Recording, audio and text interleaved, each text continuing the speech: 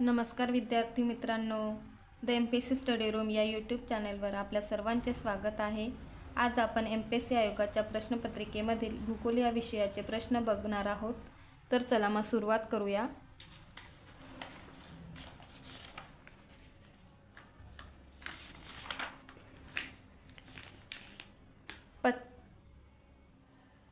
पश्चिम आणि वायव्य भारतामध्ये अतिउष्ण कोरडे व धुळीचे वेगाने वाहणाऱ्या वाऱ्यांना टिंबटिंब असे म्हणतात। तर पश्चिम आणि वायव्य भारतातील अतिउष्ण कोरडे व धुळीचे वेगाने वाहणाऱ्या वाऱ्यांना ऑप्शन नंबर आहे 2 लू वारे। पुढील प्रश्न बघूया। महाराष्ट्रातील घाट व त्यावरील रस्ते यांच्या योग्य जोड्या लावा। तो जोडा लावा हा प्रश्न विचारलेला आहे। तर घाट आणि रस्ते, घाटामध्ये फोंडा घाट, माळशेज घाट, हनुमंते घाट आणि थळ घाट। तर रस्तेमध्ये मुंबई, नाशिक, कोल्हापूर, कुडाळ, ठाणे, अहमदनगर, कोल्हापूर आणि पणजी। तर फोंडा घाट आहे कोल्हापूर आणि पणजी हा रस्ता लागतो। तर माळशेज घाट हा ठाणे आणि अहमदनगर हा मार्ग आहे त्याचा। आणि हनुमंते घाट कोल्हापूर आणि कुडाळ आणि थळ घाट मुंबई आणि नाशिक। तर ऑप्शन नंबर 4 हे उत्तर बरोबर आहे। तर पुढील प्रश्न बघूया। शंभू महादेव डोंगर रांग टिंबटिंब नद्यांदरम्यान आहे।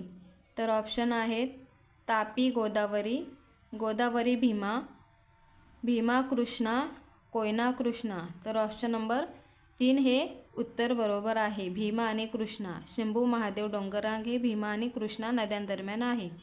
तर पुढील प्रश्न। स्वामीनाथन 1970 यांच्या व्याख्येनुसार भारतातील कोरडवाहू शेती म्हणजे ज्या ठिकाणी सरासरी वार्षिक पर्जन्य हे। तर ऑप्शन दिलेले आहेत 100 सेंटीमीटरपेक्षा जास्त पण 120 सेंटीमीटरपेक्षा कमी, 200 सेमीपेक्षा जास्त, 100 सेमीपेक्षा कमी पण 40 सेमीपेक्षा जास्त। तर ऑप्शन नंबर ड हे उत्तर बरोबर आहेत, म्हणजे 4 हे ऑप्शन बरोबर आहे। तर पुढील प्रश्न। भारतीय जनगणनेनुसार खालीलपैकी कोणती वस्ती नागरी वस्ती म्हणून ओळखली जाते।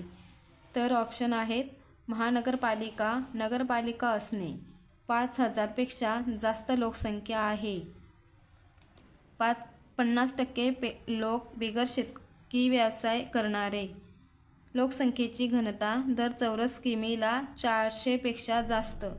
तर ऑप्शन नंबर 3 हे उत्तर बरोबर आहे, म्हणजेच महानगरपालिका, नगरपालिका असणे, नागरी वस्ती म्हणून ओळखली जाणारी नगरपालिका आणि महानगरपालिका असणे, 5000पेक्षा जास्त लोकसंख्या असणे आणि लोकसंख्येची घनता दर चौरस किमीला 400पेक्षा जास्त म्हणजेच नागरी वस्ती।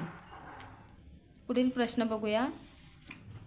महाराष्ट्रातील 1960 आणि 2020 मधील एकूण प्रशासकीय विभाग अनुक्रमे टिंबटिंब व टिंबटिंब आहेत। तर ऑप्शन आहेत 4 आणि 8, ऑप्शन नंबर 2 आहे 4 आणि 6, ऑप्शन नंबर 3 आहे 5 आणि 7, ऑप्शन नंबर 4 आहेत 5 आणि 8।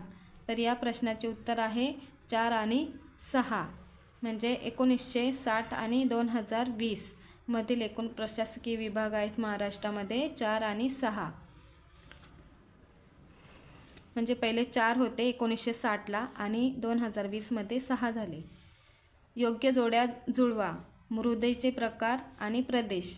तर मृदा काळी कापसाची मृदा, जांभी मृदा, तांबडी मृदा आणि भरड उथळ मृदा ते कुठे आढळतात, कोणत्या प्रदेशामध्ये आढळतात। तर काळी कापसाची मृदा ही महाराष्ट्र पठारी प्रदेश या भागामध्ये आढळते, जांभी मृदा ही कोकणामध्ये आढळते, तांबडी मृदा ही पूर्व विदर्भामध्ये आढळते आणि भरड उथळ मृदा ही सह्याद्रीचा पूर्व भाग यामध्ये आढळते। म्हणजे या प्रश्नाचे उत्तर आहे ऑप्शन नंबर 2। पुढील प्रश्न बघूया। खालील विधानांचे निरीक्षण करून योग्य पर्याय निवडा। तर ऑप्शन आहेत अग्निजन्य खडकात लोह, सोने, तांबे आढळते। दुसरा आहे स्तरित खडकात चुनखडक आणि जिप्सम सारखी खनिजे आढळतात। तिसरा आहे रूपांतरित खडकात अभ्रक गार्नेट सारखी खनिजे आढळत नाहीत। तर या प्रश्नाचे उत्तर आहे ऑप्शन नंबर 3 अ आणि ब हे उत्तर बरोबर आहे, अ आणि ब। पुढील प्रश्न बघूया, खालीलपैकी कोणते विधाने बरोबर आहेत? तर विधान आणि विधाने बरोबर आहेत ते ओळखायला सांगितलं आहे। ऑप्शन दिलेले आहेत, महाराष्ट्रात भीमा नदीचे स्वतंत्र खोरे आहे। ऑप्शन नंबर 2 आहे, पैनगंगा नदी अजिंठा रांगेत उगम पावते। तिसरा आहे, मांजरा नदी ही कृष्णेची उपनदी आहे आणि सिंदफणा नदी ही गोदावरीची उत्तरेकडील उपनदी आहे। तर विधाने कोणती बरोबर आहेत? एक, महाराष्ट्रात भीमा नदीचे स्वतंत्र खोरे आहे आणि दुसरी, पैनगंगा नदी अजिंठा रांगेत उगम पावते। हे 2 उत्तर बरोबर आहेत, म्हणजे ऑप्शन नंबर 1 हे या प्रश्नाचे उत्तर आहे, फक्त अ आणि ब। तर विद्यार्थी मित्रांनो, कसा वाटला हा व्हिडिओ कमेंटमध्ये नक्की सांगा। व्हिडिओ आवडला असेल तर लाईक करा, चॅनेलवर नवीन असेल तर सबस्क्राईब करा। थँक्यू।